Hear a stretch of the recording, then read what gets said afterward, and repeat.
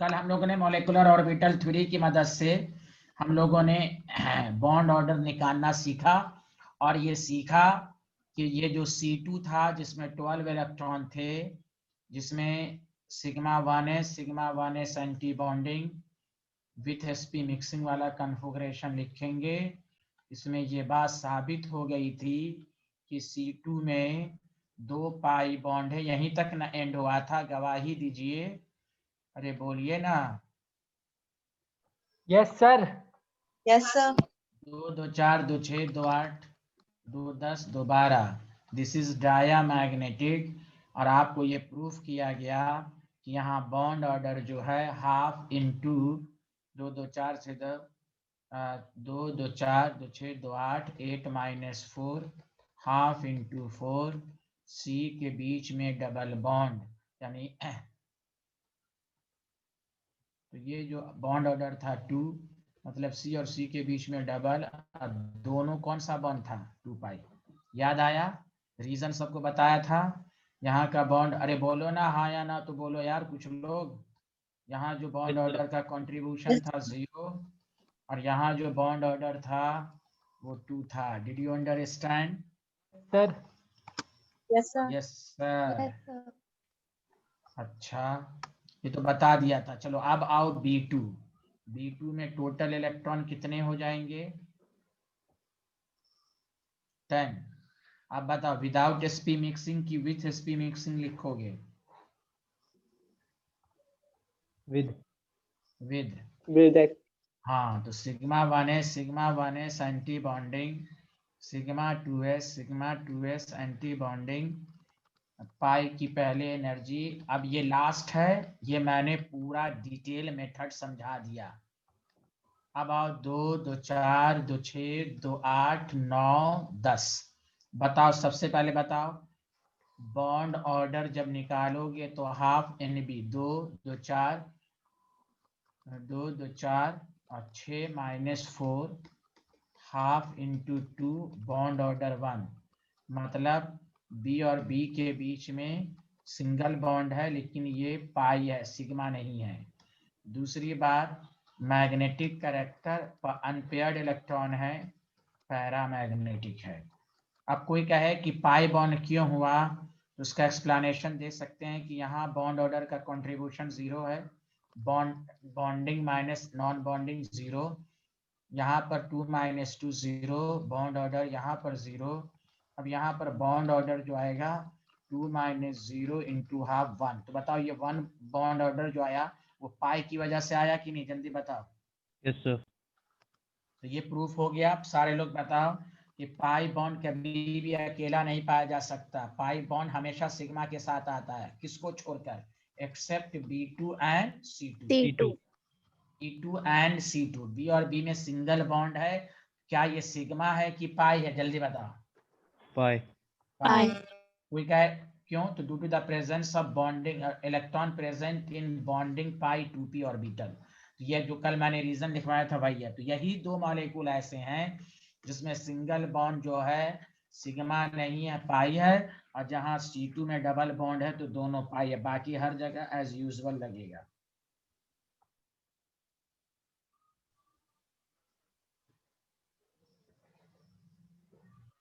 बताइए, किसी को एनी प्रॉब्लम, जल्दी बताइए। Hello everyone. No sir. Thank you. Sir आप दिख नहीं रहे। अच्छा, नहीं दिख रहा है? नहीं सर। लीजिए, देखिए देखिए आप दिख मुझे। रहे। दिख लिया सारे लोग?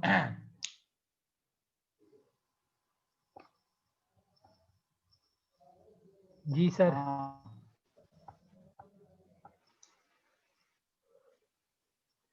आज ऑर्गेनिक में सारे लोग आए थे ना, जल्दी बताएं। Yes sir. अरे तुम जॉन जाबिर तुम आया था रे? सर आया था, लेट आया था थोड़ा बस। तो गुंडा तुम लास्ट कल तक से तो था, ज्वाइन पूरा नोट्स। करूंगा। नहीं, लेट से क्या, लेट से का मतलब कितना लेट से आया था तुम? Sir 20 minute. हाँ तो कोई बात नहीं है। फंक्शनल ग्रुप पढ़ लिया था ना, फंक्शनल ग्रुप जो पढ़ा रहा था मैं। जी जी सर जी। हाँ वही मेन है, चलो कोई बात नहीं है। चलो अब यहाँ देखें सारे लोग। हाँ, अब मैं छोटे छोटे अब शॉर्ट ट्रिक्स दे रहा हूं, गौर से सुनो। जब भी तुम्हें क्वेश्चन कहे, इधर सुनो, number of electron and bond order, short tricks इतना मैं बता दिया। अब सुनो अच्छे से। जब भी 14 को रेफरेंस मानो, जब भी 14 होगा बॉन्ड ऑर्डर 3, 14 को रेफरेंस मानना। Okay student? Okay sir. Yes, sir. 14 का बॉन्ड ऑर्डर याद कर लो। कितना? सारे लोग मिलके बोलो, कितना 14 का बॉन्ड ऑर्डर? 3. 3. हाँ, एकदम याद कर लो। ठीक, अब तुम एक बढ़ो तो 0.5 घटाओ, 2.5, 16, 2। अब मैं ये जो लिख रहा हूं ना, तो अब तुम्हें प्रूफ हो जाएगा। जितना क्वेश्चन मैंने करा दिया सब में देख लेना। देखो O2 में 16 इलेक्ट्रॉन है, देखो तो उसका बॉन्ड ऑर्डर 2 आया, प्रूफ करके देखो तो। देखो देखो O2 का बॉन्ड ऑर्डर 2 आया है ना? Yes, sir. हाँ, तो अब डायरेक्ट याद करना, 17 एक बढ़ाते जाओ, 0.5 घटाते जाओ, 18, 1, 19.5, और नीचे जगह नहीं है, 20 का 0 बॉन्ड ऑर्डर। 0 आ जाएगा तो मॉलिक्यूल एग्जिस्ट नहीं करेगा। अब आओ, गौर से सुनो। अब एक घटाओ, घटाओगे भी तो वही होगा, 2.5, 0.5, 12, 2, 11, 1.5, 10, 1, 9, 0.5, 8, 0। Did you understand? Yes, sir. बोलो हाँ या ना? Yes sir. Yes sir. देखो इसका इस्तेमाल कब होगा? इसका इस्तेमाल तुम्हारे स्कूल, कंपटीशन तो दूर की बात, स्कूल में दे देगा। देखो मैं कह रहा हूँ कैसे करोगे। कहेगा कंपेयर द, क्वेश्चन देगा कंपेयर द स्टेबिलिटी या बॉन्ड एनर्जी ऑफ फॉलोइंग। गौर से सुनो, सारा डिटेल पढ़ा चुका हूं, इसलिए अब O2, O2 plus, O2 2 plus, O2 minus, O2 2 minus. अब बताओ, सबका अलग अलग लिखने में बहुत हालत खराब हो जाएगी कि नहीं? 10 मिनट लग जाएगा। बोलो हाँ या ना? Yes, sir. कॉम्पिटिशन Yes, में क्या है sir. कि हाँ, तो उसका ट्रिक्स याद रखो। बॉन्ड ऑर्डर जैसे याद रखो, 16 तो तुम 14 को रेफरेंस मानो। 14 को, 14 का 3 है, 16 तक आने तक 2 आ जाएगा। O2 प्लस 15, 14 से एक ज्यादा, 2.5। O2 2 plus 14, 3। O2 माइनस कितना हो गया? 17। 17 तक पहुंचते 14 का 3 है, 15, 16, 17 यानी 1.5। 18, 1। Did you? 1 मिनट हो गया। बताओ, जिसका बॉन्ड ऑर्डर ज्यादा तो स्टेबिलिटी ज्यादा पढ़ चुके हो कि नहीं? Yes, sir. हाँ, बोलो बोलो। तो एक लाइन में आंसर आ रहा है कि नहीं? जल्दी बोलो यार, अरे Yes, बोलो sir. ना यार। Yes, हाँ, sir. Yes. सबसे, हाँ, तो सबसे ज्यादा बॉन्ड ऑर्डर इसका O2 2 प्लस का, तो इसकी स्टेबिलिटी ज्यादा होगी क्योंकि ट्रिपल बॉन्ड आ जाएगा। उसके बाद आपको आ जाएगा O2 प्लस, उसके बाद आ जाएगा O2, उसके बाद आ जाएगा O2। माने देखो 1 मिनट भी नहीं लगेगा। तुम 14 को रेफरेंस मान लो, 14 का 3 होता है, उससे एक बार हो या घटो, 0.5 घटाते जाओ। Did you? अब तुम कहोगे सर प्रूफ करके देखा हो, तो बताओ, पिछले क्लास से पूरा डिटेल पूरा बता चुका हूँ ना, लिखने का तरीका। अरे बोलो ना हाँ या ना? जी सर। Yes, sir. Yes. हाँ, तो अब तुमको और अच्छे से समझ में आएगा, इसलिए पहले शॉर्टकट हम नहीं बताते हैं, पहले पूरा डिटेल मेथड बता देते हैं कि तुम्हें समझाने में आसानी हो। चलिए लिख लीजिए जल्दी से। तो अच्छा, 1 मिनट, इसका इस्तेमाल करना सीख गया ना आप? Yes sir. Yes, sir. हाँ, इसको घेर लोगे, ये तुम्हारा रेफरेंस हो गया। इस पर ज्यादा डार्क लाइन रेफरेंस हो गया। 14 को रेफरेंस मानना है।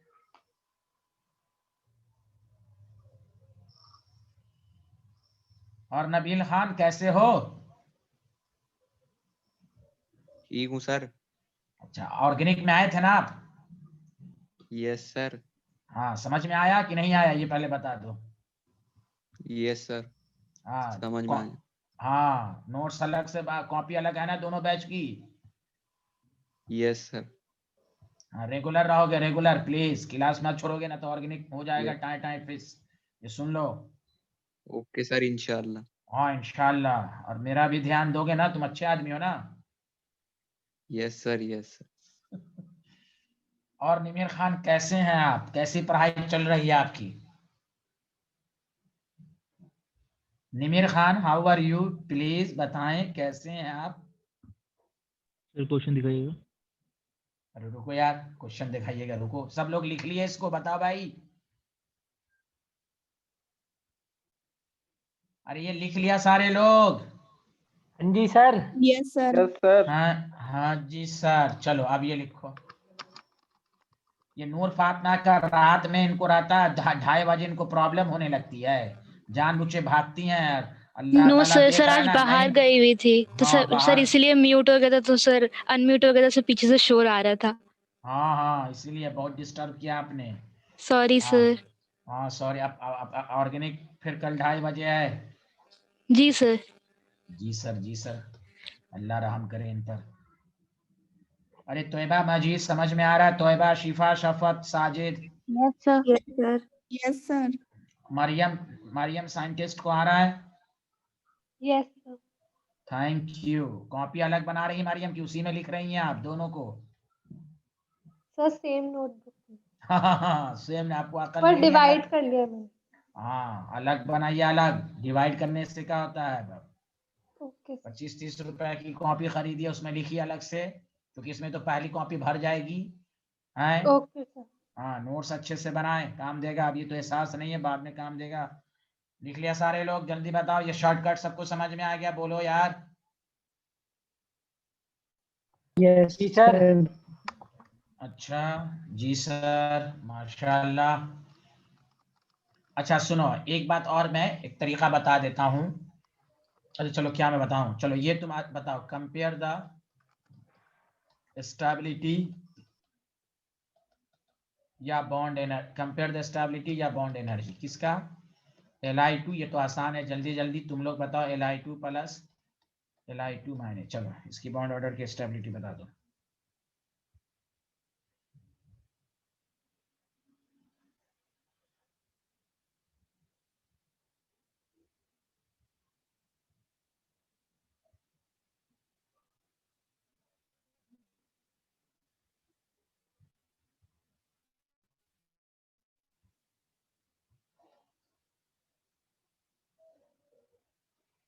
इसमें कम इलेक्ट्रॉन है तो पूरा डिटेल लिखना पड़ेगा, सुने? अरे बोलो ना। इसका भी शॉर्टकट बता दूं तो देखो कैसे लिखोगे, गौर से सुनो। इसमें टोटल इलेक्ट्रॉन कितने? 6 है ना, ये तो आया है ना? जी सर। तो Yes. 6 को, हाँ तो 6 को तो अच्छे से लिख सकते हो। तो देखो, जब भी number of electron less than 8 रहे ना, तो उसको इस तरह याद रखो। एग्जाम में तो पूरा लिखना भाई, प्लीज सुनो, ये सब एग्जाम में पूरा। देखो इसको याद रखो, बाबा। क्या याद रखोगे, जल्दी बताओ? बाबा। बाबा। बाबा। हाँ बाबा, मतलब बॉन्डिंग, फिर एंटी बॉन्डिंग। देखो sigma 1s bonding, sigma 1s anti bonding, sigma 2s bonding, sigma 2s anti bonding. 8 तक पहुंच जाएगा यहाँ तक। बोलो हाँ या ना, जल्दी बताओ। हाँ जी Yes, सर। sir. हाँ अब देखो, तुम्हारे पास Li2 है, तो Li2 है तो उतना कुंची करोगे लिखना, बाबा कर दो। बाबा का मतलब ये हुआ कि भाई इसमें 2 इलेक्ट्रॉन जाएगा, इसमें फिर 2 इलेक्ट्रॉन जाएगा, फिर इसमें 2 इलेक्ट्रॉन जाएगा। तो बताओ बॉन्ड ऑर्डर कितना हो जाएगा? 4 - 2 2, हाफ 1 हो जाएगा ना बॉन्ड ऑर्डर? जल्दी बताओ। Bonding 2 2 4, 4 - 2 half. अरे यार कोई बोल ही नहीं रहा हो, कुछ Yes, तो sir. गवाही Yes, दो। sir. Li2 माइनस, लेकिन स्कूल के एग्जाम में बाबा मत देना, वो सिग्मा 1s करके ही लिखना। अरे सुन रहे हो ना सारे लोग? डिटेल हाँ जी मेथड सर, बता सुन चुका। रहे हैं। हाँ हाँ, 7 इलेक्ट्रॉन है, फिर बाबा लिख दो। बाबा ऐसे सिग्मा 1s में भी तुम्हें टाइम नहीं लगेगा, क्योंकि बहुत कम है ना।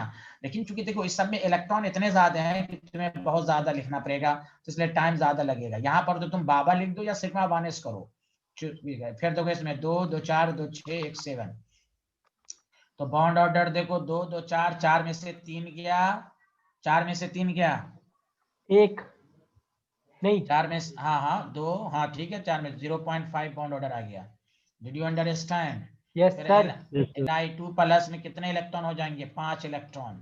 फिर बाबा लिख दो, तो 2 2 4 1 5। बताओ बॉन्ड ऑर्डर कितना हो जाएगा? 3 में से 0.5। देखो ये मैंने जानबूझ के क्वेश्चन दिया है कि 2 का बॉन्ड ऑर्डर सेम आ गया तो फिर स्टेबिलिटी कैसे चेक करोगे। This is very very important concept. इस तरह के क्वेश्चन आ जाए कि सर अगर बॉन्ड ऑर्डर सेम हो जाए तो हम क्या करेंगे। तो सबसे पहले तो बॉन्ड सबसे ज्यादा स्टेबल तो Li2 है, जल्दी बताओ जी ऑर्डर सर। Of stability. तो Li2 है, ठीक है भाई Li2 है। उसके बाद जो मोर स्टेबल है, सारे लोग देखो, उसके बाद मोर स्टेबल है आपके पास Li2+।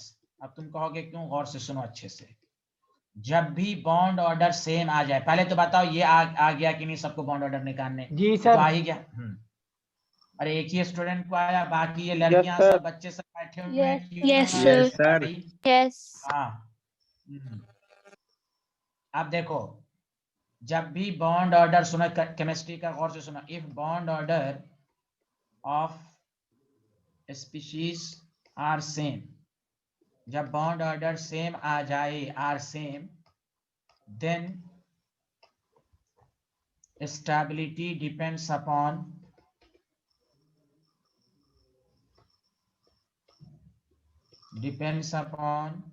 number of anti bonding electron. अब तुम पढ़ चुके हो, जितना एंटी बॉन्डिंग में इलेक्ट्रॉन बढ़ेगा स्टेबिलिटी कम होगी इनवर्सली। तो देखो Li2- में एंटी बॉन्डिंग इलेक्ट्रॉन कितने हैं? 3, 2 इसमें एंटी बॉन्डिंग 3 है, यहाँ एंटी बॉन्डिंग में 2 है, इसीलिए Li2+ ज्यादा स्टेबल होगा, Li2- कम स्टेबल हो, चूंकि यहाँ एंटी बॉन्डिंग में ज्यादा इलेक्ट्रॉन है। एंटी बॉन्डिंग में इलेक्ट्रॉन जाने से स्टेबिलिटी घटेगी। Did you understand everyone? Yes sir. Yes, sir. Any problem? तो ये No, ऑर्डर sir. लिख, हाँ पहले तो ये एक्सप्लेनेशन जल्दी लिख लो सारे लोग, जल्दी जल्दी करो, जल्दी लिखो। अरे निमिर खान को समझ में आ रहा है? आवाज क्यों नहीं आ रही है निमिर खान? कुछ तो बोलो यार निमिर, ये भाग गया क्या ये? अरे नहीं आवाज आ रही तो मैसेज का जवाब तो दो, टेक्स्ट मैसेज तो करो।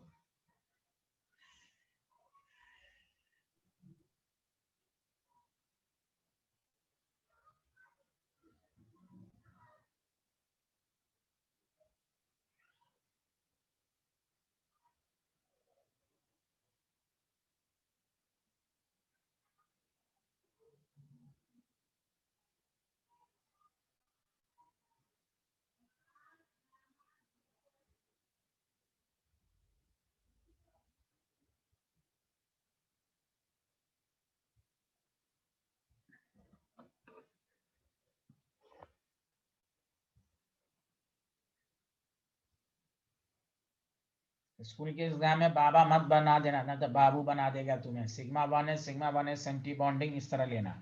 आगे बढ़े, जल्दी बता दो।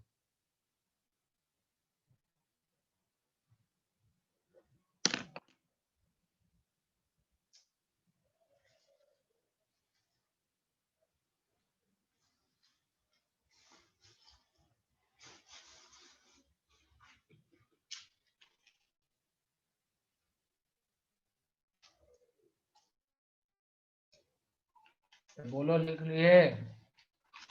Yes, sir. हेलो स्टूडेंट, लिख लिया? Hello hello Yes, hello sir. Everyone.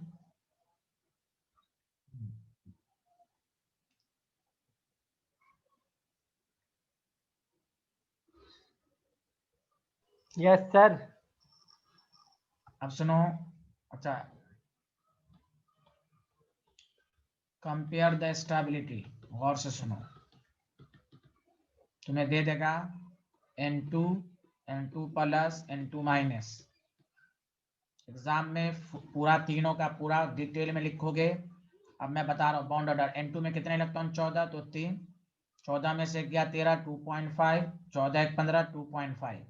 तो फिर यहाँ पर बॉन्ड ऑर्डर सेम आ गया, जल्दी बोलो। यस सर, N2+ होगा। तो यहाँ देखें, ये बोला N2+ होगा, अभी जाना है ये नहीं, कैसे सर, मालूम तुम? 3 के बाद आएगा ना सर वो। हाँ हाँ, तो 2.5 है ना N2+ का बॉन्ड ऑर्डर, सही तो है ना? क्या बोल रहे हो तुम? नहीं सर, आप करिए फिर मैं बता दूंगा। दोनों का बॉन्ड ऑर्डर सेम है ना? जी, तो पहले N2+ आएगा। सबसे ज्यादा स्टेबल कौन होगा, जल्दी बताओ? N2। N2, उसके बाद N2+। क्यों? सर अभी आपने समझाया ना कि जिसकी हाँ, वो क्या ज्यादा होती है सर। बॉन्ड ऑर्डर सेम हो। और अभी सर आपने वो ये करा के एंटी बॉन्डिंग इलेक्ट्रॉन। हाँ हाँ तो तुमको कैसे मालूम इसमें एंटी बॉन्डिंग कम है रे गधा? सर प्लस है तुम अरे और प्लस सर है तो सेम इसका भी तो है है? सर, सेम है दोनों। हाँ तो 2.5 2.5।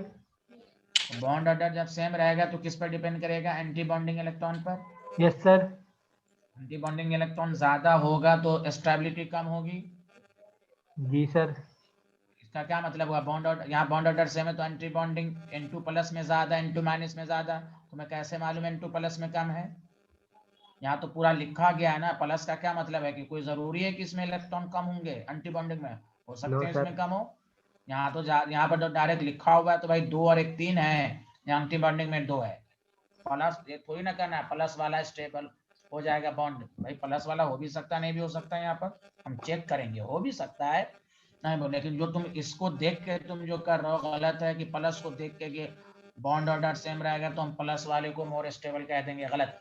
एंटी बॉन्डिंग इलेक्ट्रॉन जिसमें ज्यादा होगा स्टेबिलिटी कम होगा। सुना सारे लोग? हाँ या ना, जल्दी बताओ। Yes sir. अरे स्टूडेंट लोग जल्दी बताएं, समझ में आ रहा है यहाँ तक? Yes sir. अच्छा अब देखो, स्कूल के एग्जाम में अगर ये क्वेश्चन आएगा तो आप पूरा डिटेल में लिखेंगे। अब इसको तो लिखने में टाइम लगेगा, यहाँ तो बाबा बहुत आसान था, जल्दी जल्दी कर दिए। तो इस आपको तुम देखो, तुम लोग नोट्स में देखो तो N2+ का तुम लोग लिखे होगे। देखो कितने एंटी बॉन्डिंग इलेक्ट्रॉन, देखो कल के क्लास में N2+ का लिखे थे, देखो तो हाँ 4, वेरी गुड। तो एंटी बॉन्डिंग इलेक्ट्रॉन 4 है। यहाँ बताओ एंटी बॉन्डिंग कितना? 5 होगा शायद। नो सर 4 ही होगा। एंड अरे 15 में देखो N2- का लिखा। हाँ सर सॉरी। 5 है, जल्दी बताओ सारे लोग, कल के नोट्स में होगा लिखा हुआ। Yes sir.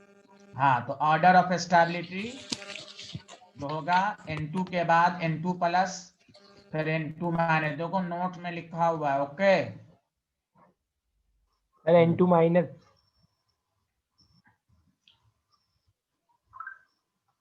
हाँ क्या बोल रहे हो? सर अभी ये आगे पीछे कर दिया आपने तो। सही तो है, N2+ स्टेबल है। एंटी बॉन्डिंग 4 है ना। Yes sir. Anti bonding electron कम होगा तो स्टेबल ज्यादा होगा ना। जी सर। तुम जो बोल रहे थे एक्सप्लेनेशन गलत था, वो मैं कह रहा था। जी सर। मैंने ये कहा कि आप प्लस के नाम से ये नहीं बोलेंगे कि ये स्टेबल है, आप एंटी बॉन्डिंग इलेक्ट्रॉन को चेक करेंगे। एंटी बॉन्डिंग इलेक्ट्रॉन ज्यादा होगा तो स्टेबिलिटी कम होगी। वो तभी होगा जब बॉन्ड ऑर्डर सेम रहे, तो हम एंटी बॉन्डिंग इलेक्ट्रॉन को देखेंगे, लिखेंगे, उसमें चेक कर लेंगे। बताइए सबको समझ में आ गया? कंफ्यूजन? हाँ जी सर। तो बताओ, ये मैंने 2 क्वेश्चन, हाँ 2 क्वेश्चन मैंने लगातार आपको सिखा दिया कि जब बॉन्ड ऑर्डर सेम आ जाए तो स्टेबिलिटी एंटी बॉन्डिंग इलेक्ट्रॉन पर डिपेंड करती है। Any problem? No sir. चलिए अब आइए, पैरा और डाया का डायरेक्ट याद करने का ट्रिक्स याद रखो। डाया मैग्नेटिक कौन होता है? पहले डाया मैग्नेटिक की डिफिनेशन दो। पेयर्ड इलेक्ट्रॉन होगा कि अनपेयर्ड? अनपेयर्ड। ये देखिए बिहार में पेयर्ड इलेक्ट्रॉन। डाया मैग्नेटिक में पेयर्ड होंगे। बताइए, यही पढ़ के आएंगे। डाया मैग्नेटिक की क्या पहचान है बताओ भाई? पेयर्ड इलेक्ट्रॉन लिख लिया सब लोग? लिखे हुए हो ना पेयर्ड इलेक्ट्रॉन? जल्दी बोलो। Yes sir. Yes sir. ठीक है, अब तुम डायरेक्ट चाहो तो दे सकते हो। गौर से सुनो, जब भी तुम्हें डाया या पैरा के बारे में पूछा जाए तो स्कूल के एग्जाम में पूरा डिटेल लिखोगे, अनपेयर्ड इलेक्ट्रॉन को चेक कर लोगे, वो सब मैं सिखा चुका हूं आपको। लेकिन ऑब्जेक्टिव क्वेश्चन में पूछा जाए कि which of the following para या डाया, तुम्हारा टाइम बचाने के लिए मैं बता रहा हूं कि जब भी इस तरह का क्वेश्चन हो तो तुम ये चेक करना। ये रूल जो मैं शॉर्टकट बता रहा हूं एस एंड पी ब्लॉक के लिए। किसके लिए जल्दी बताओ? एस एंड पी ब्लॉक के लिए। हाँ, क्योंकि डी ब्लॉक का देगा भी नहीं आपको। तो जब एस एंड पी ब्लॉक का एलिमेंट रहे तो चेक कर लो डाया एटॉमिक है, 2 एटम वाला मॉलिक्यूल है या पॉली एटॉमिक है? अगर डाया एटॉमिक है तो याद रखो इवन नंबर ऑफ इलेक्ट्रॉन होगा तो हमेशा डाया होगा। सुना सारे लोग? इवन नंबर होगा तो क्या होगा, जल्दी बताओ। डाया। डाया होगा। लेकिन एक्सेप्ट 2 को छोड़कर याद रखना 10 और 16। तुम चेक करो, अभी 10 वाला तुम लिखे थे, देखो यहाँ, देखो यहाँ बोरॉन में 10 है, देखो पैरा है कि नहीं, जल्दी बताओ हाँ या ना। बोलो जी बोलो सर। बोलो। हाँ यस सर। हाँ, अब देखो O2 का भी देखो 16 में भी देखो तो O2 में पैरा है, अनपेयर्ड है ना, देखो तो O2 में पहला एग्जांपल जो दिया था कल, देखो O2 में भी अनपेयर्ड इलेक्ट्रॉन है ना, देखो।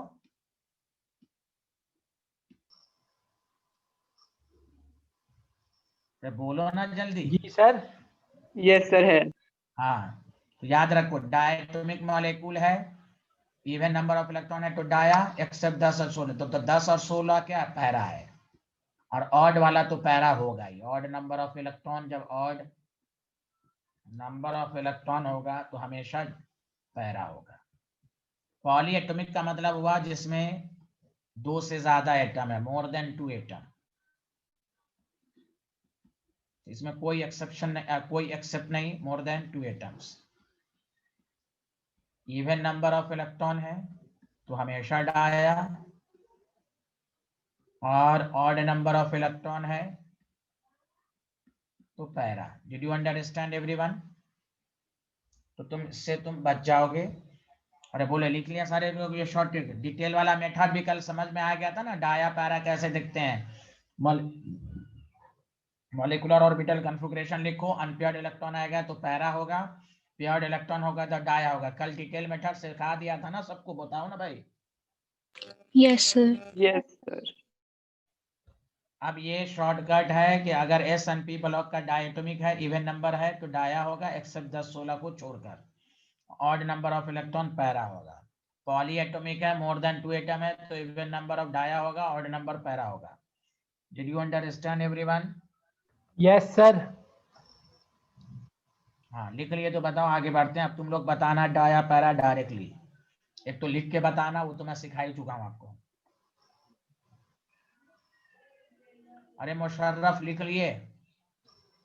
No sir. ओके।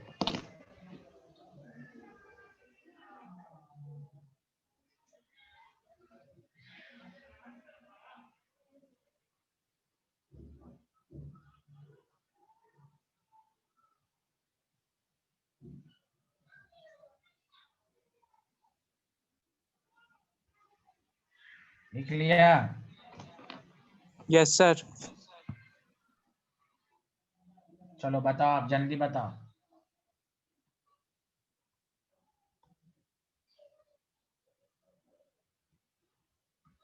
डायरेक्ट बताना, N2 प्लस पैरा या डाया।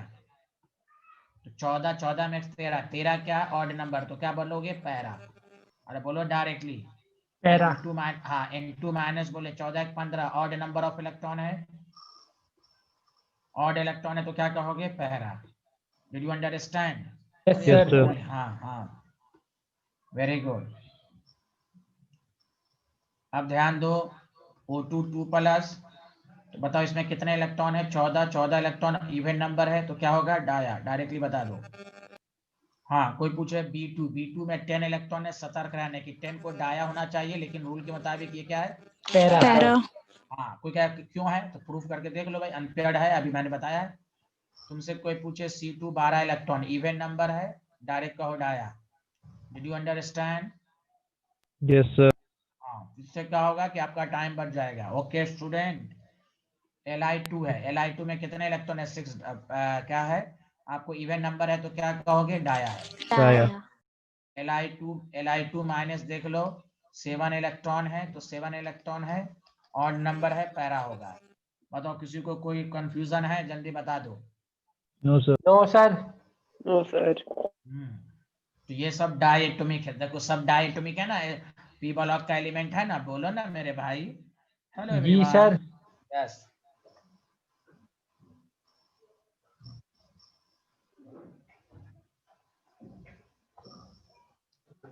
आगे बढ़ें।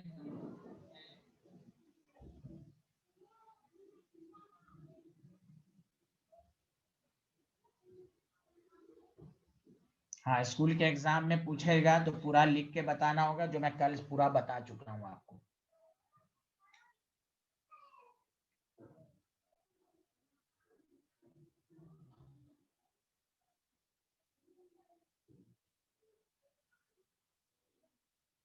लिख लिया तो बताइए।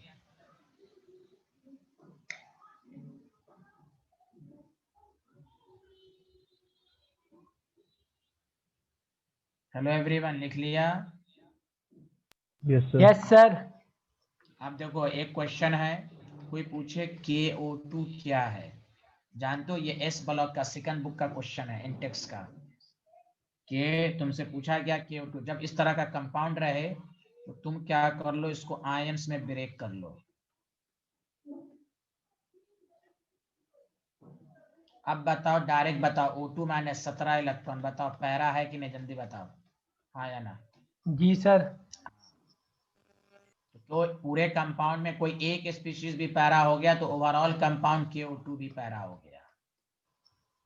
बताओ। और तो तुमको एग्जाम में पूछा जाएगा वाई KO2 इस पैरा, मान लिया अगर क्वेश्चन पूछा गया वाई KO2 इस पैरामैग्नेटिक, तो ये मत लिख देना कि अनपेयर्ड इलेक्ट्रॉन है, वो तो लिखोगे ही, एग्जामिनर को बताओगे कि KO2 का मतलब हुआ O2 माइनस, मतलब पूरा लिख कर बताओगे। ये मैं लिख के बता रहा हूँ क्योंकि ये एस ब्लॉक का क्वेश्चन है, तो ये कंपाउंड लिख कर दिया है, तो आपको समझ जाना है कि कोई आपको कहेगा सर K प्लस क्या है, तो इसमें 19 एक 18 इलेक्ट्रॉन डाया है, तो ये डाया ये पैरा, दोनों ओवरऑल मिलके कंपाउंड क्या हो जाएगा, जल्दी बताओ? पैरा। अरे यार, कोई बोल ही नहीं रहे हो तुम लोग। Yes, sir. हाँ, अब यही स्कूल के एग्जाम में क्वेश्चन आएगा, तो आप सिग्मा 2pz पूरा लिख कर बताएंगे कि बिकॉज ये पूरा लिखकर एग्जामिनर को बताना पड़ेगा। 2 2 4 2 2 4 2 6 2 8 2 10 2 12 2 14 पाई 2px पाई 2py एंटी बॉन्डिंग, तो ये 2 16 17, देखो पैरा हो गया कि नहीं, जल्दी बताओ। तो भाई आपको लिखना होगा because it contains unpaired electron in pi2 anti bonding. Did you understand everyone? तो कंपाउंड के बारे में पूछा जाए तो आप आयंस में देख लो, कोई एक भी आयन पैरा हुआ तो ओवरऑल कंपाउंड पैरा होगा। एनी प्रॉब्लम है student? No sir. Yes.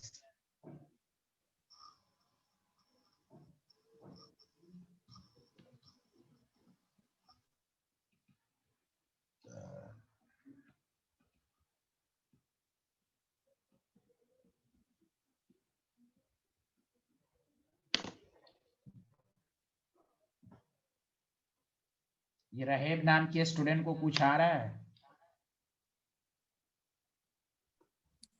Yes, sir. Thank you. Aslam, तुम आज ऑर्गेनिक में आए थे? Yes sir. Thank you. Iffat Ansari शायद नहीं आई थी। इफ़त आए थे सर हम।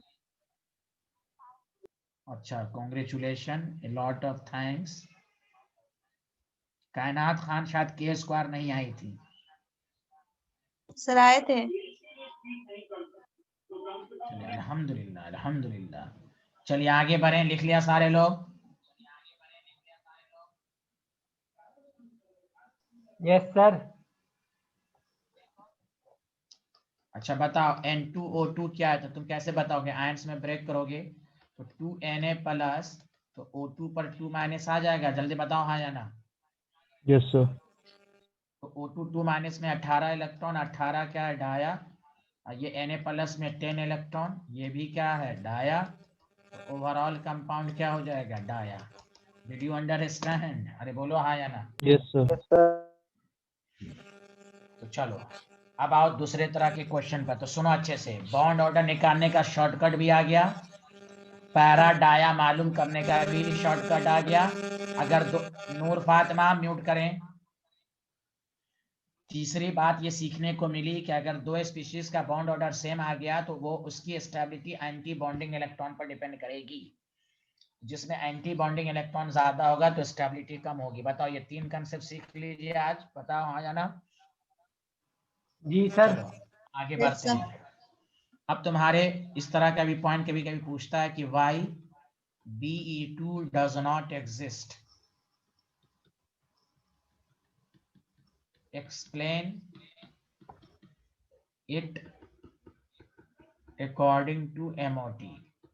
कहेगा कि MOT से प्रूफ करो। तो तुमको कुछ नहीं करना है, बताओ Be2 में टोटल इलेक्ट्रॉन 8 इलेक्ट्रॉन होंगे, 4 4 8 4 4 इलेक्ट्रॉन 8 हो जाएंगे, जल्दी बताओ।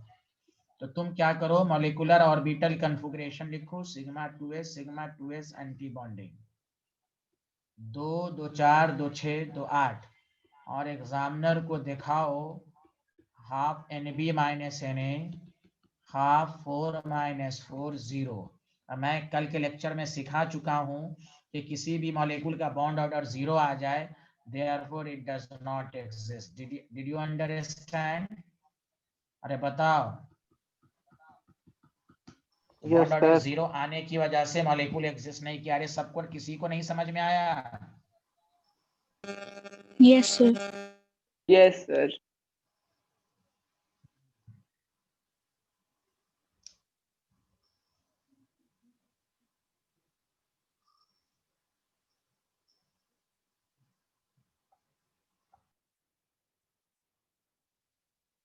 बॉन्ड ऑर्डर 0 आने की, अब इस पर बहुत सारे क्वेश्चन पूछे जाएं और क्या ये एग्जिस्ट नहीं किया मॉलिक्यूलर, तो समझ जाना वह बॉन्ड ऑर्डर 0 आया है, लेकिन आपको एक्सप्लेन करके बताना है कैसे 0 आया। चलिए आगे बढ़ें, जल्दी बताओ। Yes, sir. अब सुनो, अब ये बहुत इंपॉर्टेंट ये है, this is the last concept of this theory, molecular orbital theory की, कि if number of electron sir greater than 20 होगा तो हम बॉन्ड ऑर्डर कैसे निकालेंगे, क्योंकि ये जो पूरा मॉलिक्यूलर ऑर्बिटल थ्योरी है वो 20 तक ही है। हाफ NB माइनस NA, ऐसे तो आगे भी है लेकिन आपको पढ़ना नहीं है उतना, लेकिन आपको 20 से ज्यादा होगा तो कैसे करेंगे, बहुत आसान है। तो इसका तरीका यह है कि आप स्ट्रक्चर बनाएंगे। क्या बनाएंगे, जल्दी बताओ। स्ट्रक्चर, इसके बॉन्ड और हाँ, इसके बॉन्ड ऑर्डर का फॉर्मूला याद रखो, 1 plus number of pi by number of sigma. बस इससे तुम किसी का भी निकाल सकते हो, चाहे 20 से ज्यादा हो या 20 से कम हो। लेकिन मैंने बता दिया, जैसे तुम्हारे पास है SO4 2-, तुम्हें कहेगा बॉन्ड ऑर्डर ऑफ SO बताओ, तुम कहोगे सर हमें नहीं मालूम, इसमें इलेक्ट्रॉन तो बहुत ज्यादा है, तो तुम कहोगे बस स्ट्रक्चर बनाओ। याद है, किनारे होगा तो डबल बॉन्ड, ऑक्सीजन पर नेगेटिव सिंगल बॉन्ड। क्या मैंने नहीं समझाया था सबको? अरे Yes, बोलो हाँ या sir. ना। Yes. देखो स्ट्रक्चर तुम आने से क्या क्या फायदा, देखो बॉन्ड ऑर्डर क्या हो जाएगा, 1 प्लस पाई बॉन्ड कितना है 2, सिग्मा बॉन्ड कितना है 4, तो 1 प्लस 1/2 3/2, यहाँ बॉन्ड ऑर्डर आ गया 1.5। सुना सारे लोग, हाँ या ना? Any problem? No, sir. No, yes. अब सुनो, एक मिनट सुनो। सर यहाँ बॉन्ड ऑर्डर फ्रैक्शन में आया, इसका क्या मतलब है? तो एक मतलब था कि ऑड इलेक्ट्रॉन, और दूसरा मतलब भी सुन लो, बॉन्ड ऑर्डर फ्रैक्शन में आने का। सर यहाँ पर तो ऑड इलेक्ट्रॉन नहीं है, तो तुम इसी केमिकल बॉन्ड में पढ़ोगे रेजोनेंस। ये दिखने में, सुनो अच्छे से, ये दिखने में सिंगल है, ये प्योरली सिंगल नहीं है। देखो तुम इसको ऐसे भी बना सकते हो, ये यहाँ तो ये यहाँ, बताओ। तो नेक्स्ट स्ट्रक्चर हो जाएगा। अब यहाँ माइनस, यहाँ देखो डबल बॉन्ड घूम रहा है कि नहीं हर जगह, पहले यहाँ तक घूम के इधर आ गया, बताओ हाँ या ना? अरे बोलो ना भाई, अरे यार कोई बोल ही नहीं रहा है। हाँ, इस फेनामेना को कहते हैं रेजोनेंस। ऑर्गेनिक में नोमेनक्लेचर के बाद वही पढ़ाया जाएगा, केमिकल बॉन्ड में रेजोनेंस है, लेकिन उतने रेजोनेंस से तुम्हें काम नहीं चलेगा। असल रेजोनेंस, पूरी रेजोनेंस ऑर्गेनिक की आपको ऑर्गेनिक में ही पढ़ाई जाएगी। तो याद रखना कि फ्रैक्शनल बॉन्ड ऑर्डर आने का मतलब ये भी होता है ऑड इलेक्ट्रॉन स्पीशीज भी। जब कोई एनायन के अंदर आ जाए तो समझ जाओ यहाँ रेजोनेंस। ये दिखने में डबल बॉन्ड, इसको कहते हैं डी, जैसे आपने पढ़ा ना इलेक्ट्रॉन डिलोकेलाइज, जिसकी पोजीशन फिक्स्ड ना हो। ये दिखने में डबल बॉन्ड है, एक्चुअल में ये डबल बॉन्ड नहीं है। इसी फेनोमेना को कहते हैं रेजोनेंस। क्या कहते हैं? रेजोनेंस। क्या कहते हैं? resonance. Resonance. तो चलो वो बाद में तुम पढ़ोगे। बस Resonance. हाँ, तो बस यहाँ पर तुमको बॉन्ड ऑर्डर, सच बताओ, ये बॉन्ड ऑर्डर निकालने सबको समझ में आया कि नहीं, ये पहले बताओ। Yes, sir, आ गया. हाँ, Yes, sir. Yes. हाँ तो ये इम्पोर्टेंट सब है। हाँ बोले, सबको समझ में आया बॉन्ड ऑर्डर निकालने? Yes, ये sir. वाला? Yes, sir. हाँ, अगर तुम्हें कहे बॉन्ड ऑर्डर ऑफ, यहाँ देखो CO इन CO3 2 माइनस कहे, कुछ नहीं, ये नहीं कहना सर हम इलेक्ट्रॉन बहुत ज्यादा है, तो सबसे पहले स्ट्रक्चर बना लो। तुम कहोगे हमको स्ट्रक्चर नहीं आता, वो तुम जानो, हम ये सब सिखा चुके हैं। अब देखो बॉन्ड ऑर्डर कितना आएगा, 1 plus 1 pi bond 3 sigma bond 4/3 1.33। यहाँ पर भी रेजोनेंस है। सुने student, hello everyone. Yes sir. Yes, sir. हाँ या तो यहाँ पर फ्रैक्शनल का मतलब ऑड इलेक्ट्रॉन नहीं है, यहाँ फ्रैक्शनल का मतलब है कि रेजोनेंस है।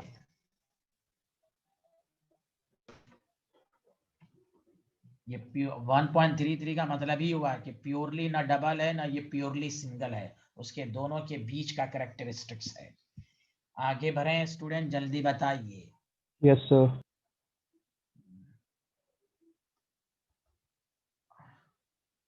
Bond order of ClO in ClO4 minus कहे। अब स्टूडेंट कहेगा सर हमको नहीं मालूम। भाई आप मॉलिक्यूलर ऑर्बिटल थ्योरी से नहीं निकाल सकते, लेकिन स्ट्रक्चर से तो निकाल सकते हैं। स्ट्रक्चर तो बनाना सिखा दिया है ना आप लोगों को। तो ClO इसलिए कहा जा रहा है कि ClO की बॉन्डिंग है हर जगह। तो आप ध्यान दो, 1 प्लस कितने पाई बॉन्ड है इसमें, जल्दी बताओ। 3. 3. 3। और सिग्मा बॉन्ड कितने हैं, जल्दी बताओ सारे लोग। 4. 4। तो कितने हो जाएंगे, 7/4 1.25। ओके स्टूडेंट, जल्दी बोलो ना यार, कुछ तो बोल दो। Yes, sir. Bond order of NO in NO2 plus, तो NO2 प्लस का स्ट्रक्चर आना चाहिए।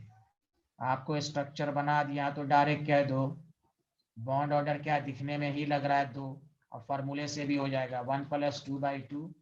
देखो 1 + 1 डायरेक्ट बता दो, डबल बॉन्ड है, bond order 2। Did you understand everyone? Hello everyone, सबको समझ में आ गया ये वाला सिस्टम भी? Yes, sir. चलिए अब नेक्स्ट टॉपिक पर आइए। तो देखो ये सेकंड पार्ट हमने खत्म किया। सेकंड पार्ट में आपने पढ़ा कोवैलेंट बॉन्ड का modern concept, valence bond theory and molecular orbital theory. Sigma bond pi bond का कंसेप्ट पढ़ा। मॉलिक्यूलर ऑर्बिटल थ्योरी पर कैसे क्वेश्चन आएंगे ये सब मैंने आपको सिखा दिया। क्या मैं अब आगे बढ़ूं? लिख लिया सारे लोग, हाँ या ना? Yes, sir. अब Yes, देखो जो, sir. हाँ अब जो नेक्स्ट पार्ट सिखाया जा रहा है, तीसरा पार्ट आज शुरू हो रहा है, जिसमें बहुत ज्यादा कंसेप्ट पढ़ेंगे आप। वैलेंशियल वेस्पर थ्योरी, हाइब्रिडाइजेशन, ये 2 चीज। अब हाइब्रिडाइजेशन के बेसिस पर छोटी छोटी चीजें पढ़नी है, bond length, bond angle, bond energy. ये है इसी का पार्ट, लेकिन इसी के पर आप पढ़ेंगे, ये पार्ट होगा। उसके बाद एक लास्ट टॉपिक बटेगा हाइड्रोजन बॉन्ड। रेजोनेंस हम ऑर्गेनिक ही में पढ़ाएंगे आपको नोमेनक्लेचर के बाद।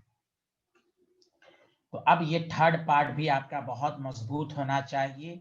पहला पार्ट भी मैंने आपको पढ़ाया था फजान्स रूल तक, याद है ना सबको? अरे बोलिए ना। Yes, sir. Yes. अब हाँ सेकंड पार्ट में बताइए क्या क्या पढ़ा। Valence bond theory, molecular orbital theory, बोलिए हाँ या ना? Yes, sir. हाँ, तो इस तरह तोड़ तोड़ के पढ़िए, बड़े बड़े चैप्टर को सब टॉपिक्स में बांट बांट के पढ़िएगा तो आपको बहुत मजा आएगा। चलिए नेक्स्ट टॉपिक डालिए, valence shell electron pair repulsion theory. इसको शॉर्ट फॉर्म में VSEPR थ्योरी कहते हैं। बहुत इंपॉर्टेंट है ये, वेस्पर थ्योरी भी कहते हैं। Did you understand everyone? ये थ्योरी लिख लीजिए, VSEPR theory.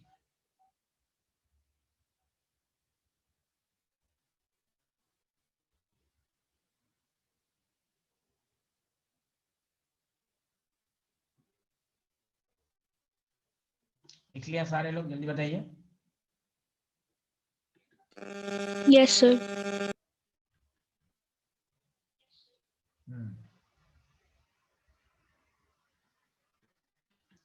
Sidgwick and Powell ने दिया था इसको।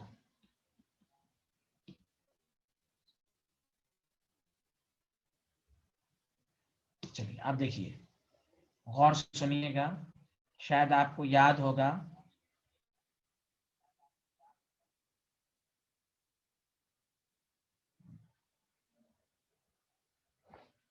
लिख लिया?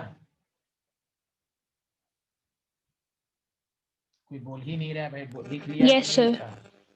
Yes, sir. पहले गौर से सुनिए। अब हम किसी भी, अब तक आपने स्ट्रक्चर ड्रॉ करना सीखा, कैसे सिग्मा पाई कैसे होता है। अब आप एक्यूरेट समझेंगे किसी भी मॉलिक्यूल का शेप क्या होता है।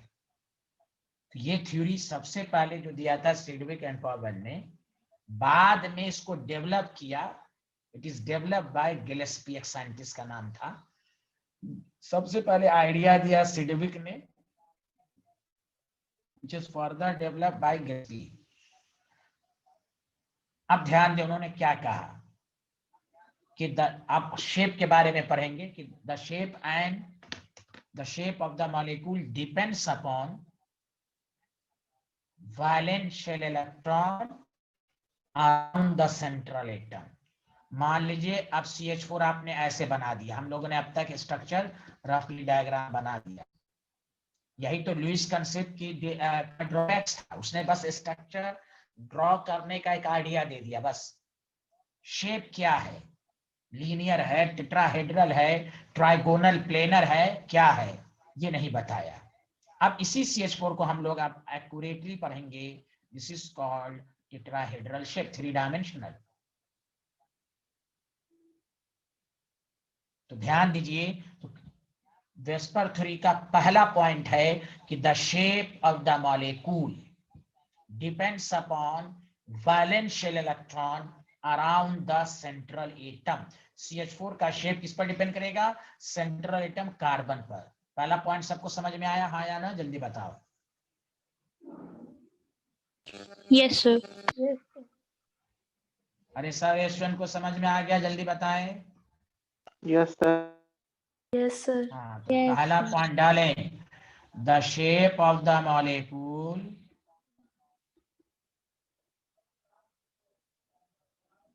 depends upon valence shell electron around central atom। दूसरा point, these valence shell electron may be bonded pair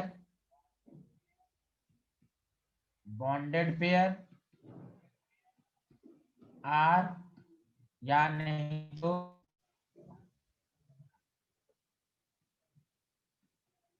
और नॉन बॉन्डेड पेयर, यानी दोनों पर डिपेंड करेगा। Non bonded pair of bonded pair electron and non bonded pair electron. सुना सारे लोग, हाँ या ना? जल्दी बता दो सारे लोग। ये 2 पॉइंट सबको समझ में आया कि वैलेंस इलेक्ट्रॉन क्या होता है? वैलेंस इलेक्ट्रॉन बॉन्ड में टेक पार्ट करता भी है तो वो बॉन्डेड हुआ, कुछ बच जाते हैं तो उसको क्या कहते हैं? Non bonded. तो शेप जो है, गौर से सुने, द शेप वैलेंस इलेक्ट्रॉन पर डिपेंड करता है। तो शेप जो है, कोई पूछेगा कि बॉन्डेड इलेक्ट्रॉन पर डिपेंड करता है कि नॉन, कि दोनों पर डिपेंड करता है।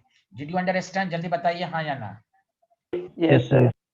हाँ, इसकी मिसाल उसी तरह देखो। नॉन बॉन्डेड का क्या मतलब है, ध्यान दो अच्छे से। पहले बताओ, यहां मान लो ये CH4 है, बताओ चारों बॉन्डेड है, इसमें कोई नॉन बॉन्डेड है? कार्बन के चारों तरफ बॉन्डेड है कि नहीं? जल्दी बताओ सारे लोग, हाँ या ना? जल्दी बताओ। Yes, sir. ठीक है, एक मिसाल देता हूं, सारे लोग सुनो अच्छे से, कान खोल के। तो यहाँ पर ऑल आर बॉन्डेड, ठीक है, तो इसको कहते हैं टेट्राहेड्रल। कौन सा शेप है ये? जल्दी बताओ। Tetrahedral. टेट्राहेड्रल। अच्छा ध्यान देना अच्छे से, ये अमोनिया है। बताओ अमोनिया एकदम टेट्राहेड्रल की तरह लग रहा है, हाँ या ना, जल्दी बता दो। Yes, sir. लेकिन शेप अलग हो गया, इसको कहेंगे पिरामिडल। जो मतलब ये कि नॉन बॉन्डेड का भी कंट्रीब्यूशन है शेप में, लेकिन नॉन बॉन्डेड का मतलब ये तो ऐसे दिखाया गया, नॉन बॉन्डेड तो कुछ होता नहीं, ज्योमेट्री में उसका कोई रोल नहीं है, कंट्रीब्यूशन है ना। बताओ देखो नॉन पेयर की वजह से शेप चेंज कर गया, पिरामिडल हो गया। जैसे इसकी मिसाल लो, जैसे स्टूडेंट है और टीचर है, तुम्हारे रिजल्ट में तुम्हारा भी रोल है, टीचर के भी रोल है, लेकिन क्या रिजल्ट में टीचर का नाम लिखा जाएगा मार्कशीट में? अरे बोलो। No, sir. No, sir. No, sir. वही तो वही हाल है कि शेप में दोनों पर डिपेंड करेगा। देखो डिपेंड करने की वजह से शेप चेंज हो गया कि नहीं? अरे बोलिए ना, अरे यार बोलो ना। Yes, sir. हाँ शेप जो है दोनों पर डिपेंड करेगा, लेकिन जब हम स्ट्रक्चर ड्रॉ करेंगे तो उसमें लोन पेयर का कोई रोल नहीं रहेगा। स्ट्रक्चर ड्रॉ करने में हमेशा सिर्फ बॉन्डेड का रहेगा। ये तो दिखाने के लिए लोग लिखते हैं, लिखा जाता है, बेसिकली लोन पेयर तो एटम के ऊपर रहेगा ना। अरे बोलिए एटम के अंदर रहेगा ना, जल्दी बताइए हाँ या ना। तो वही है कि रिजल्ट मार्कशीट में टीचर का नाम नहीं आएगा, वही हाल है। शेप कंट्रीब्यूशन दोनों का होगा, शेप में बॉन्डेड का भी नॉन बॉन्डेड का भी, लेकिन जब स्ट्रक्चर ड्रॉ किया जाएगा उसमें नॉन बॉन्डेड का कोई रोल नहीं रहेगा। Do you understand? Yes, sir. Yes, sir. Yes, sir. हाँ तो फिर से सुन, किसी भी मॉलिक्यूल का शेप किस पर डिपेंड करता है? Valence electron around central atom. These valence electron may be bonded pair or non-bonded. कोई भी तुम्हें ऑब्जेक्टिव क्वेश्चन दे देगा, shape and geometry depends on number 1 only bonded, only non bonded, bonded and non bonded, none of this. तो आप कहेंगे bonded as well as non bonded. Did you understand? Yes, sir. Yes, sir. अब आओ तीसरा point, गौर से सुनना, बात जितना ही। अब तुम्हारे पास सर इसमें रिपल्शन क्यों लिख दिया गया? चलिए वैलेंशियल लिखा गया, ये बात ये 2 पॉइंट से आ गई। खुद सोचो, जब ये साइंटिस्ट ने ये कहा कि भाई शेप एंड ज्योमेट्री जो है वो वैलेंस इलेक्ट्रॉन पर डिपेंड करेगी, तो खुद सोचो सेंट्रल एटम के चारों तरफ जो वैलेंस इलेक्ट्रॉन होगा तो ये आपस में रिपल तो करेगा ना, निगेटिव चार्ज एक दूसरे को रिपल करेगा कि नहीं? Yes, sir. अरे बोले सारे लोग, रिपल्शन करेगा कि नहीं? Yes, sir. करेगा। हाँ। अरे यार स्टूडेंट के मुंह में क्या, मैं सबको रिमूव करने जा रहा हूँ, रुको सबको मैं ब्लॉक कर देता हूँ, रुके 1 मिनट। Yes, sir. हाँ सबको समझ में आया कि नहीं आया, जल्दी बताएं। Yes, sir. These Yes, valence sir. electron Yes, repel sir. each other. Yes, sir. Yes, sir. Yes, sir. Very, हाँ वैसा, हाँ सुन लिया, यस सर। सुनो इधर, तो these valence electron रिपल्शन से स्टेबिलिटी कम होती है, इसीलिए इसमें लाइन है रिपल्शन। तो कहेंगे ये कि these pair of electron repel to each other, इसलिए कहा गया कि रिपल्शन को कम करने के लिए ये तमाम वैलेंस इलेक्ट्रॉन अपने आप को इस तरह अरेंज करता है कि रिपल्शन कम होनी चाहिए। रिपल्शन कम कैसे होगी? Maximum distance. दोबारा सुनो, pair of electron repel to each other, due to which these electron arrange themself. Repulsion को कम करने के लिए ये अपने आप को ऐसा अरेंज करेगा कि रिपल्शन कम होनी चाहिए, वरना स्टेबिलिटी तो आएगी ही। इसलिए कहा गया, केमिस्ट्री कहता है कि बॉन्ड पेयर 2 होगा तो उसका शेप लीनियर। क्यों लीनियर होगा? क्योंकि इसलिए लीनियर होगा कि इसमें 180 डिग्री बनेगी और रिपल्शन कम होगा। कोई और भी शेप हो सकता था 2 का, लेकिन कहा गया नहीं लीनियर ही होगा। क्यों लीनियर होगा? कहिए according to VSEPR theory these valence electron arrange themselves in such a way that repulsion between them should be minimum by maximized distance। आप पढ़िएगा बॉन्ड पेयर 3 है तो उसका शेप ट्राइगोनल प्लेनर होगा। कोई कहेगा क्यों ट्राइगोनल पर, कुछ और शेप हो सकता था। उन्होंने वही कहिएगा बिकॉज इस यहां पर ट्राइगोनल प्लेनर पर रिपल्शन कम है, इसलिए रिपल्शन जितने भी शेप है वो डिसाइडिंग फैक्टर है रिपल्शन। शेप को स्टेबल होने के लिए रिपल्शन कम होनी चाहिए, इसलिए इसके वर्ड है रिपल्शन। मतलब शेप और ज्योमेट्री का डिसाइडिंग फैक्टर रिपल्शन, और शेप ज्योमेट्री को स्टेबल होने के लिए बताइए रिपल्शन कम होनी चाहिए कि ज्यादा होनी चाहिए? कम। बोलिए सारे लोग। शेप ज्योमेट्री को स्टेबल होने के लिए रिपल्शन कम चाहिए कि ज्यादा चाहिए? जल्दी बताएं। सर कम होनी चाहिए। ज्यादा। कम होनी चाहिए, क्योंकि हाँ, कौन कहा ज्यादा? गध है, बिहारन दिमाग नहीं है क्या? रिपल्शन होगा तो ज्योमेट्री कम ही। उस वक्त से वही समझा रहा हूं कि these valence electron arrange themselves in such a manner that repulsion should be between them should be minimum। सुन नहीं रही है? जब नजदीक रहेगा रिपल करेगा, स्ट्रक्चर ब्रेक ही हो जाएगा। रिपल्शन कम होना चाहिए। सुना? तो कोई कह रहा है ज्यादा। 10 दफा सिखा दिया फिर भी नहीं आ रहा है, एकदम बहुत गलीज बैच है ये। जल्दी लिखिए सारे लोग। These pair of electron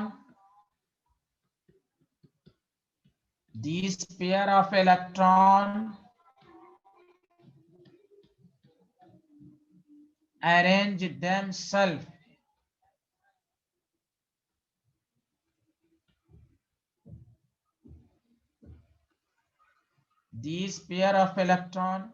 एक मिनट अभी मत लिखिए, रुकिए।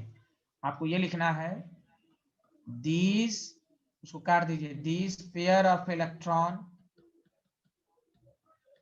repel to each other,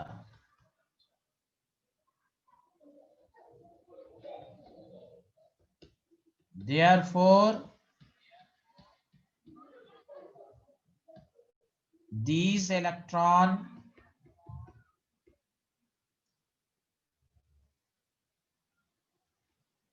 around central atom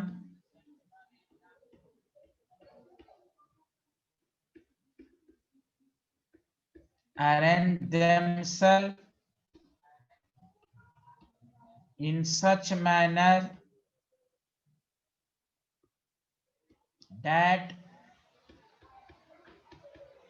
repulsion between them should be minimum। अरे बोलिए, सबको समझ में आया? Yes sir.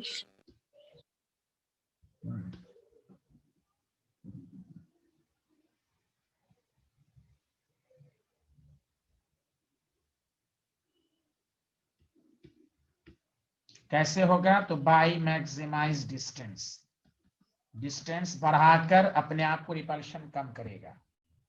बताइए सारे लोगों को ये समझ में आया, हाँ या ना? जल्दी बताओ। Yes sir.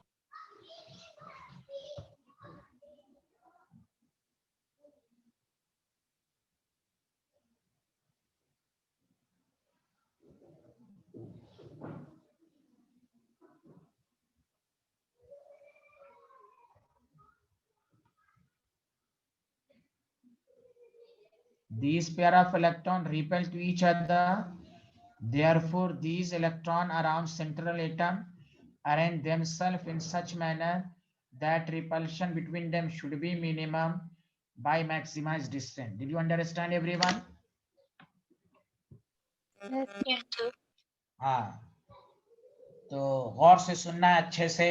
कोई भी पूछे वेस्पर थ्योरी, अभी 2 पॉइंट और है, पहले सुन लें 3 पॉइंट को, उसके बाद मैं लेक्चर खत्म करूंगा। सारे लोग समझिए। कोई भी पूछे किसी भी मॉलिक्यूल का शेप किस पर डिपेंड करता है, तो वैलेंस शेल इलेक्ट्रॉन पर अराउंड सेंट्रल एटम। जैसे वैलेंस इलेक्ट्रॉन कहा गया, तो these may be bonded as well as non bonded. तो फिर माइंड में क्वेश्चन आता है कि सर जब शेप वैलेंस इलेक्ट्रॉन पर डिपेंड करेगा तो इलेक्ट्रॉन तो एक दूसरे को रिपल करता है। तो आप कहिएगा हाँ ऑब्वियसली रिपल करता है। शेप और शेप को रिपल्शन ही यहाँ पर डिसाइड करेगा, इसलिए कहा गया रिपल्शन कम होना चाहिए। इसलिए आप पढ़िएगा वो जो टेबल कल बनवाया जाएगा कि 2 बॉन्ड पेयर है तो लीनियर शेप, उसका रीजन ही यही है। वो 2 बॉन्ड पेयर अपने आप को मैक्सिमम डिस्टेंस कर लीनियर शेप देगा। 3 बॉन्डेड पेयर है तो वो अपने आप को ऐसा एडजस्ट करेगा अपने आप को स्पेस में, अपने आप को कि लीनियर क्या कहते हैं ट्राइगोनल प्लेनर आएगा। 4 है तो टेट्राहेड्रल आएगा। तो वही कहा गया कि रिपल्शन मिनिमम होनी चाहिए, मिनिमम। Did you understand? अरे बोले